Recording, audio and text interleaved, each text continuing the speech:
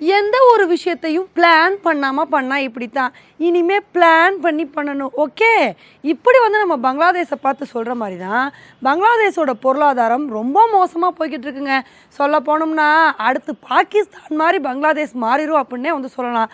அந்த அளவுக்கு பங்களாதேஷில் நிலைமை ரொம்ப மோசமாக போய்கிட்டு இருக்கு.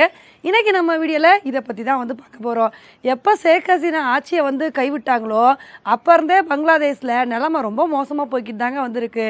இப்போ பங்களாதேஷோட முதுகெலும்பாக இருக்கிறதே கார்மெண்ட்ஸ் டெக்ஸ்டைல் இண்டஸ்ட்ரி தான். அப்பேற்பட்ட டெக்ஸ்டைல் இண்டஸ்ட்ரீஸ் 30க்கும் மேற்பட்ட இண்டஸ்ட்ரீஸை இழுத்து மூட போகிறோம். ஏன்னா அந்த இண்டஸ்ட்ரீஸ்க்கான கடனை எங்களால் கட்ட முடியல அப்படின்னு இது மாதிரி ஒரு விஷயத்தை சொல்லியிருக்காங்க. இப்போ இதிலேருந்தே தெரியுது பங்களாதேஷோட பொருளாதாரம் எந்த லட்சணத்தில் இருக்குது அப்படின்னு. ஏன்னா பங்களாதேஷ்க்கு ரொம்ப முக்கிய பங்கு ஆற்றுறது அப்படின்றது டெக்ஸ்டைல் இண்டஸ்ட்ரீஸ் தாங்க. ஏன்னா உலகத்திலே கார்மெண்ட்ஸில் நம்பர் 1 இடத்துல இருக்கிறது சைனா. அதுக்கப்புறம் 2வது இடத்துல தான் பங்களாதேஷ் இருந்தாங்க. ஆனால் அப்பேற்பட்ட டெக்ஸ்டைல் இண்டஸ்ட்ரீஸை எப்படி வழி நடத்தணுமோ கரெக்டாக வழி நடத்தாமல் விட்டுட்டு இப்போ இந்த நிலமையில பங்களாதேஷ் கஷ்டப்பட்டுட்டு இருக்காங்க. இப்போ என்ன ஆச்சு அப்படின்னா ஷேக் ஹசீனா தன்னோட பதவியை ராஜினாமா பண்ணதில் இருந்து எந்த இடத்துலையுமே பங்களாதேஷில் டெக்ஸ்டைல் இண்டஸ்ட்ரீஸ் ஒழுங்காக ரன் ஆகவே இல்லை. இதனால தான் 30க்கும் மேற்பட்ட கம்பெனிஸை இழுத்து மூட போகிறாங்க அப்படின்ற ஒரு செய்தியை இந்த மாதிரி சொல்லியிருக்காங்க.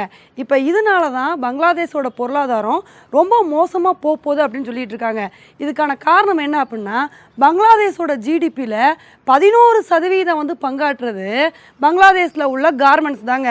அதே மாதிரி எக்ஸ்போர்ட்டும் 80% டெக்ஸ்டைல்ஸை தான் பங்களாதேஷ் மற்ற நாடுகளுக்கு எக்ஸ்போர்ட் பண்ணிகிட்டு இருக்காங்க. ஆனால் இப்போ அப்பேற்பட்ட டெக்ஸ்டைல் இண்டஸ்ட்ரியே ஒழுங்காக ரன் ஆகாமல் பங்களாதேஷில் ஒரு மோசமான சுச்சுவேஷன் இருக்குது. இப்போ இந்த ஒரு விஷயத்த சொன்னோடனே ஒரு சில பேர் கேட்கலாம், பங்களாதேஷில் டெக்ஸ்டைல் இண்டஸ்ட்ரீஸ் எல்லாமே நல்லா தானேப்பா ரன் ஆகிட்டு இருந்துச்சு. இப்போ டெக்ஸ்டைல் இண்டஸ்ட்ரீஸ் இந்த அளவுக்கு கடனில் போகிறதுக்கு காரணம் என்ன, திடீர் மாற்றத்துக்கு காரணம் என்ன அப்படின்னு தானே கேட்குறீங்க. வேற என்ன, வங்கதேசத்தில் ஏற்பட்ட ஆட்சி மாற்றம் தான்.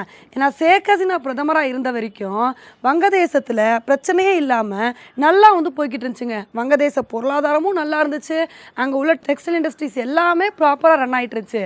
ஆனால் எப்போ வங்கதேசத்தில் ஆட்சி மாற்றம் ஏற்பட்டு முகமது யூனஸ் இடைக்கால தலைவராக வந்தாரோ அப்போவே வங்கதேசத்தில் சோழி முடிஞ்சுச்சு. ஏன்னா அவர் என்ன பண்ண ஆரம்பிச்சிட்டார் அப்படின்னா ஷேக் ஹசீனாவோட ஆதரவாளர்கள் எல்லாத்தையுமே தேடி தேடி அரெஸ்ட் பண்ண ஆரம்பிச்சிட்டாரு.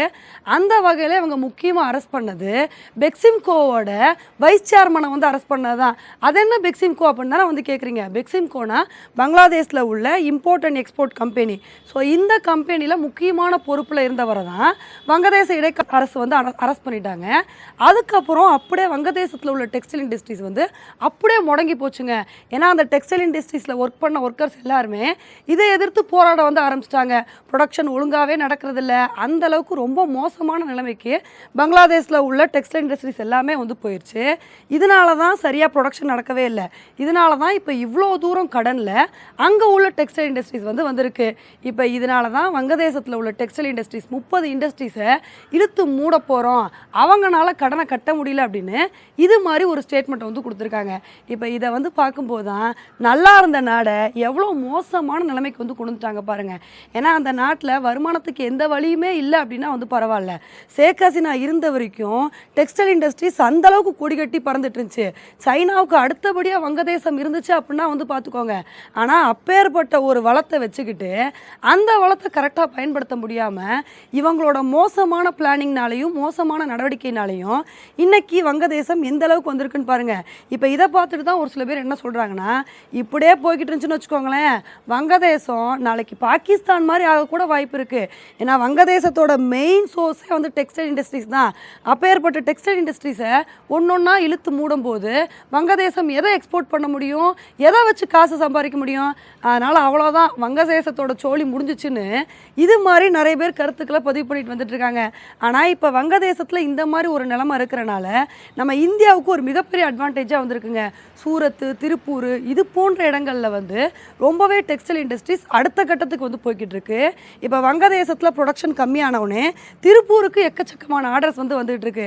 இதை பற்றி நம்ம முன்னாடியே சொல்லியிருந்தோம். வங்கதேசத்தில் எப்போ ஆட்சி மாற்றம் ஏற்பட்டு அங்கே பிரச்சனைகள்லாம் போய்கிட்டு இருந்துச்சோ, வங்கதேசத்தில் ஆட்சி மாற்றம் ஏற்பட்டனால திருப்பூருக்கு பெரிய ஜாக்பாட் அடிக்க போகுது அப்படின்னு நம்ம முன்னாடியே சொல்லியிருந்தோம்.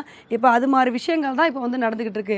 இப்போ பாருங்கள், ஒரு நாடை சரியான பாதைக்கு வந்து கொண்டு போகல அப்படின்னா எவ்வளோ மோசமான நிலைமைக்கு அந்த நாடு போகும் அப்படின்றதுக்கு ஒரு உதாரணம் தான் இன்றைக்கி வங்கதேசம் வந்து இருந்துக்கிட்டு இருக்கு.